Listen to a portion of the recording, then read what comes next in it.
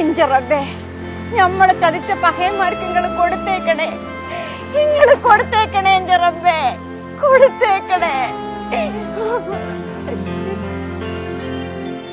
എന്നാലും എന്റെ പഠിച്ചോനെ എന്നോട് ചതി ചെയ്തല്ലോ എന്റെ റബ്ബേ.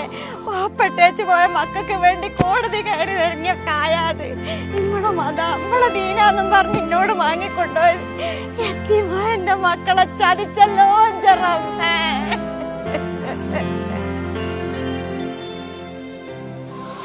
അല്ല മോളെ എന്തിനെങ്ങനെ കരയുന്നത്? ഒന്നും പറയണ്ട മമ്മിക്ക, മക്കൾക്ക് വേണ്ടി കരുതിയതല്ലേ ആ കാലമാടന്മാര് ചിരിച്ചും കളിച്ചും വാങ്ങിക്കൊണ്ടുപോയത്.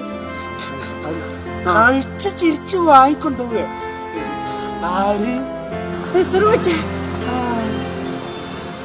ദീനല്ലേ കാമല്ലേ എന്നും പറഞ്ഞു പറ്റിക്കൂലെന്ന് വിചാരിച്ച്. മോളെ ദീനിന്റെ സമുദായത്തിന്റെയും പേര് പറഞ്ഞ് കൊള്ളയടിക്കാതെ കുഞ്ഞുമണി കാലായി.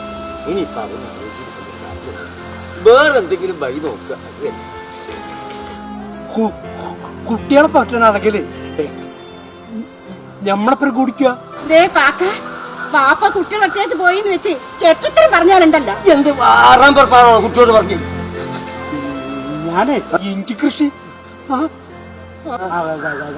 ഇഞ്ചി കൃഷിയെ കുറിച്ചിട്ട് പറഞ്ഞതാ. മോളയ്യോടെ വെറുതെ തെറ്റല്ലേ. നമ്മളെ കോഴിക്കോട്ട് അങ്ങാടിയിൽ ഒരാള് ഇഞ്ചി കൃഷി നടത്തിയിട്ട് വലിയ മാളിക വെച്ചിട്ടുണ്ട്.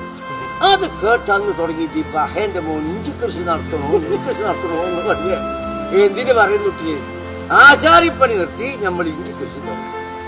അലാക്കിന്റെ അവനും കഞ്ഞായി എന്ന് പറഞ്ഞാൽ മതിയല്ലോ. കൊറേ തിരിക്കാനോ നിൽക്കാൻ നമുക്കിപ്പോ പറ്റുന്നില്ല. തന്നെ മമ്മിക്ക നമ്മൾ ആലോചിക്കണ അതല്ല.